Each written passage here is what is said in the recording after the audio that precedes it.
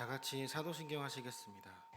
전능하사 천지를 만드신 하나님 아버지를 내가 믿사오며 그 외아들 우리 주 예수 그리스도를 내가 믿사오니 이는 성령으로 잉태하사 동정녀 마리아에게서 나시고 본디오 빌라도에게 고난을 받으사 십자가에 못 박혀 죽으시고 장사한 지 사흘 만에 죽은 자 가운데서 다시 살아나시며 하늘에 오르사 전능하신 하나님 우편에 앉아 계시다가 저리로서 산자와 죽은 자를 심판하러 오시리라. 성령을 믿사오며 거룩한 공예와 성도가 서로 교통하는 것과 죄를 사하여 주시는 것과 몸이 되게 사는 것과 영원히 사는 것을 믿사옵나이다. 아멘.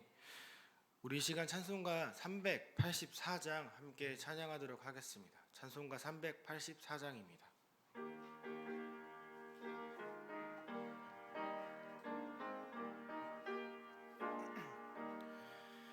나의 갈 길 다가도록 예수 인도하시니 내 주 안에 있는 긍휼 어찌 심하리요. 믿음으로 사는 자는 하늘 위로 받겠네. 무슨 일을 만나든지 만사 형통하리라. 무슨 일을 만나든지 만사 형통하리라. 나의 갈 길 다가도록 예수 인도하시니 어려운 일 당한 때도 족하는 해주시네. 나는 심히 고단하고 영혼 매우 가라나 나의 앞에 반석에서 샘문 나게 하시네. 나의 앞에 반석에서 샘문 나게 하시네. 나의 갈 길 다가도록 예수 인도하시니 그의 사랑 어찌 큰지 말로 할 수 없도다. 성령 감화 받은 영혼 하늘 날아갈 때에 영영 부른 나의 찬송 예수 인도하셨네. 영영 부른 나의 찬송 예수 인도하셨네. 아멘. 아멘. 오늘 함께 나눌 말씀은 히브리서 10장 26절에서 39절의 말씀입니다. 히브리서 10장 26절에서 39절의 말씀이며 제 성경으로는 신약 364면에 있습니다. 우리 10장 26절에서 39절을 교독하시고 마지막 절은 함께 읽도록 하겠습니다. 26절 제가 읽겠습니다. 우리가 진리를 아는 지식을 받은 후 짐짓 죄를 범한 즉 다시 속죄하는 제사가 없고 심판을 기다리는 것과 대적하는 자를 태울 명불만이 있으리. 모세의 법을 폐한 자도 두세 증인으로 말미암아 불쌍히 여김을 받지 못하고 죽었거든.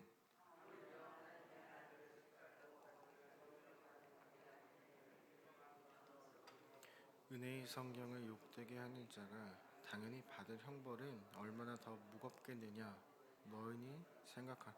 원수 갚는 것이 내게 있으니 내가 갚으리라 하시고 또 다시 주께서 그의 백성을 심판하리라 말씀하신 것을 우리가 아노니 살아계신 하나님의 손에 빠져들어 가는 것이 무서울진저 전날에 너희가 빛을 받은 후에 고난의 큰 싸움을 견디어낸 것을 생각하라.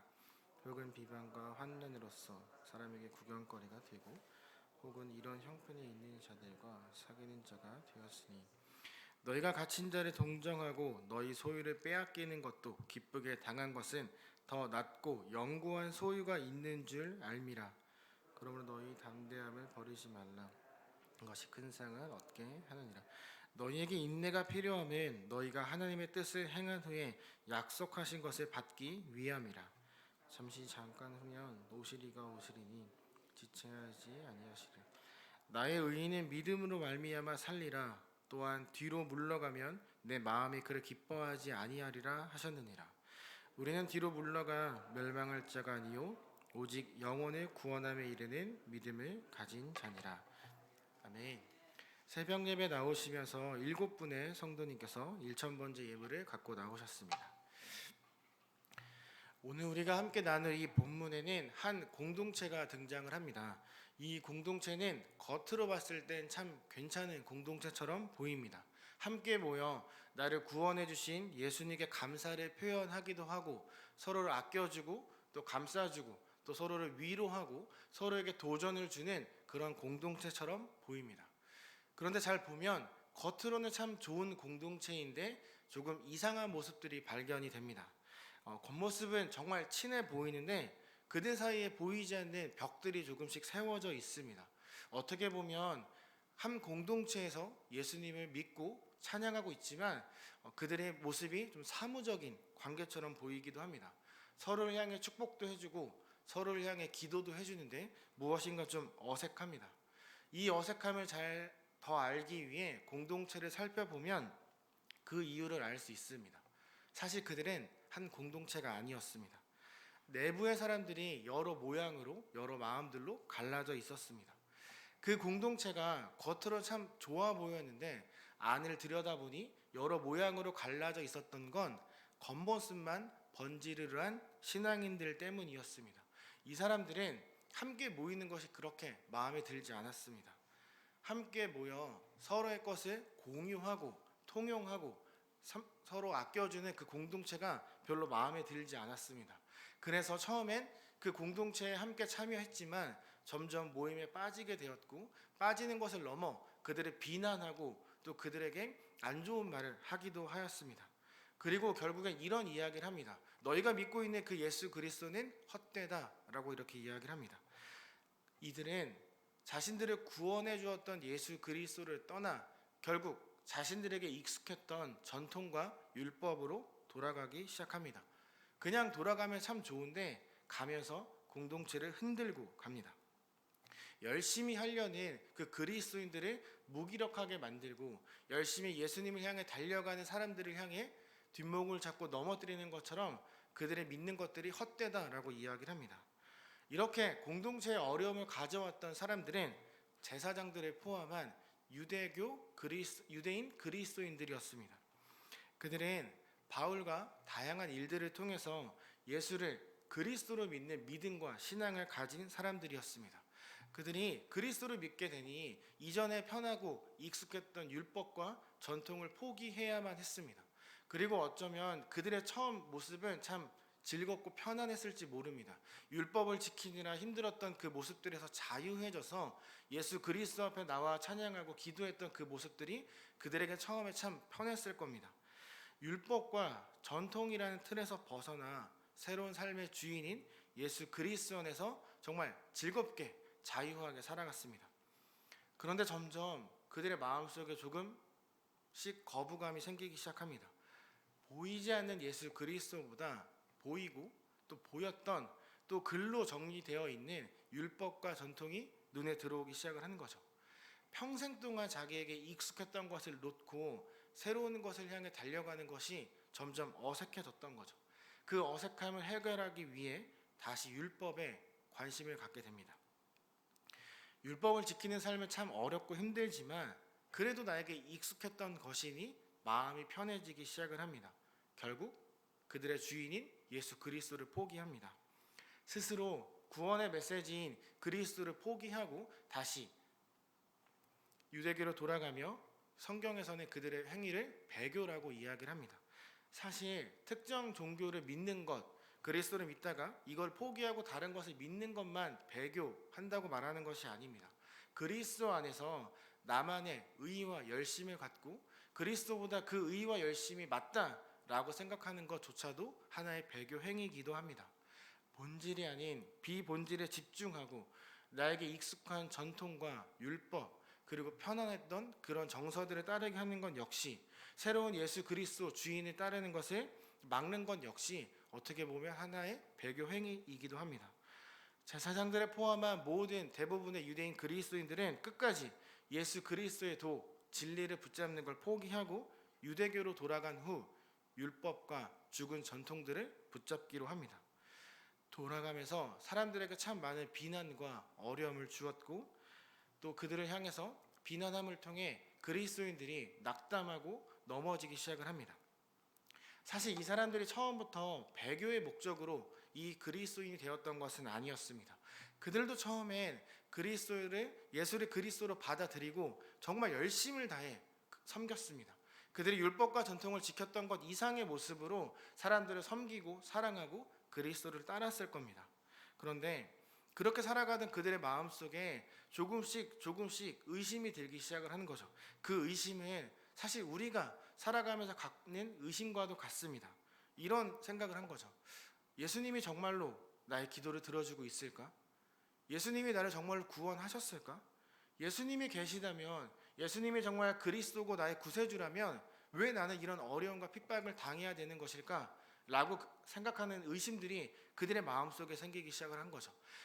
만약에 우리가 그런 어려움과 고난이 찾아온다면, 저는 여기에 계신 분들은, 또 가정에서 예배를 드리고 계시는 분들은 하나님 앞에 나와서 기도하고 무릎을 꿇을 것이라 생각을 합니다.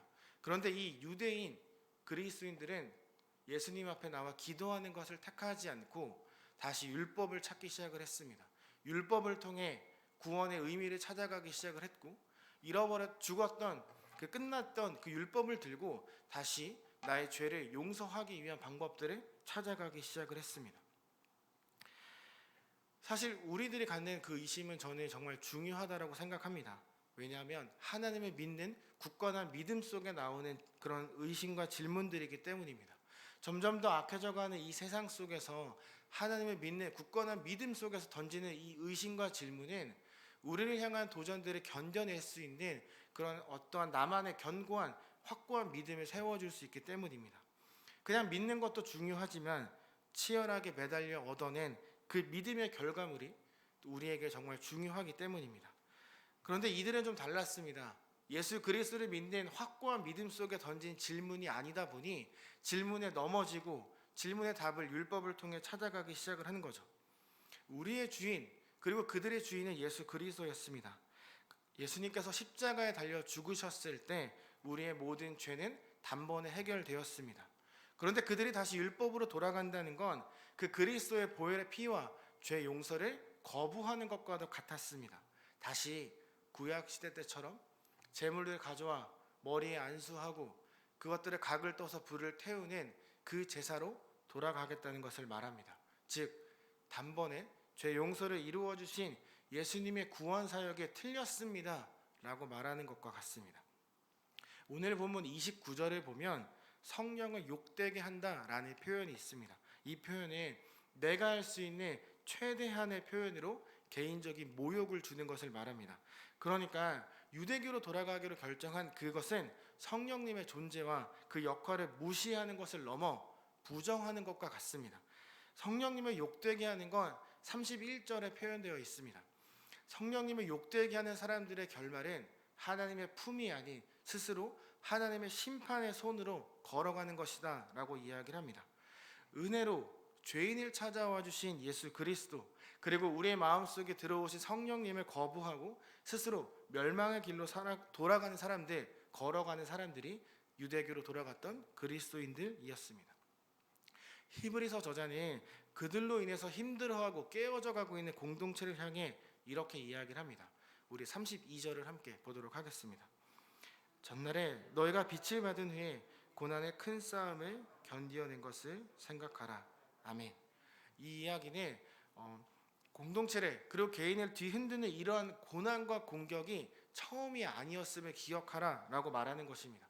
그들이 처음 예수님을 믿고 막 믿음이 생기기 시작했을 때 받았던 공격은 이보다 더했습니다.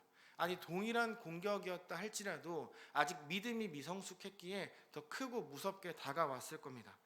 왜냐하면 그 예수를 믿는 사람들이 향해 했던 핍박은 대안 없는 비판이었고 비판을 위한 협박이었기 때문입니다. 아무런 대화가 통하지 않았습니다. 내가 믿는 예수 그리스도에 대해 아무리 이야기를 해도 상대방은 듣지 않고 오로지 맹목적인 비난과 폭언을 퍼부었을 뿐입니다. 그러한 어려움 속에 이 히브리 공동체가 맨 처음에 선택했던 것은 맞서 싸우지 않는 것이었습니다. 그저 참고 인내하는 것이었습니다. 저는 이 말씀을 묵상하면서 이렇게 혹독한 비난과 또 폭언 속에 있는 이 히브리 독자들의 마음을 조금 이해할 수 있었습니다. 제가 경험했던 그런 상황들이 참 갑자기 올라오면서 이러한 그 감정들이 교차되기 시작을 하더라고요. 영문도 모르는 이런 이유 없는 비난과 폭언은요, 이상한 소문을 만들어내고 사람을 참 비참하게 만들어 갑니다. 자존감을 낮게 만들 뿐만 아니라 나라는 사람의 존재 이유에 대한 의문을 갖게 만들기도 하더라고요. 이상하게도 저에게는 이런 경험들이 좀 많이 있었습니다. 하나님께서 왜 저에게 이런 경험들을 하게 하시는지 잘 모르겠지만 신대원을 다닐 때, 원우 회장을 할 때에도 그리고 지난 사역지에서도 이런 경험들이 덜어 있었습니다. 그때마다 저는 이런 생각을 했습니다. 이 정도면 사역 그만하라고 하시는 것 아닐까? 이 정도면 목사를 그만두라고 하시는 건 아닐까? 라는 생각까지 할 정도였습니다. 반응하지 않으면 상대가 약올라서 더 없는 말을 지어내고 공격을 하더라고요. 이 히브리 사람들 역시 마찬가지였습니다. 참고 견디어내고 기도하다 보니 반응하지 않다 보니 그 전에 사람들도 더 많은 공격을 했고 지금 유대교로 돌아가고 있는 이 제사장과 그 사람들 역시 계속 비난을 하고 있는 것입니다. 참을수록 더 많은 공격을 받았습니다. 히브리 사람들이 잘못한 것 하나도 없습니다. 굳이 잘못한 것을 꼽자면 그저 예수님을 구세주로 모시고 그분을 향해 열심을 냈던 것밖에 없습니다.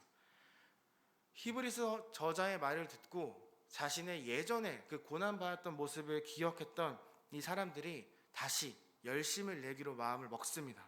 돌아보니 자신만 이런 어려움을 겪고 있는 것이 아니라 주위에 똑같은 어려움을 겪고 있는 사람들이 많다는 것을 발견하게 됩니다.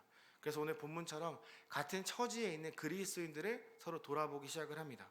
동일한 어려움 속에 있는 사람들과 함께 손을 잡고 예수님 앞에 나와 기도하며 자신들의 삶에 가장 중요한 예수 그리스도를 다시 전면으로 내세우기로 결정합니다.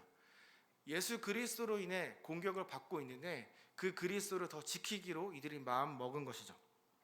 가장 소중하고 가치 있는 이것을 빼앗아 가려는 세상과 맞서 싸우기 시작을 합니다. 이 히브리서 저자는 고난 속에 보였던 그때의 모습을 기억하며 지금은 또 인내할 때라고 이야기를 합니다. 사실 어려움 속에 있을 때 가장 어려운 것이 참고 인내하는 것입니다. 버텨내는 것이 정말 어렵습니다. 그런데 히브리서 저자는 꾸준한 인내가 필요하다라고 이야기를 합니다.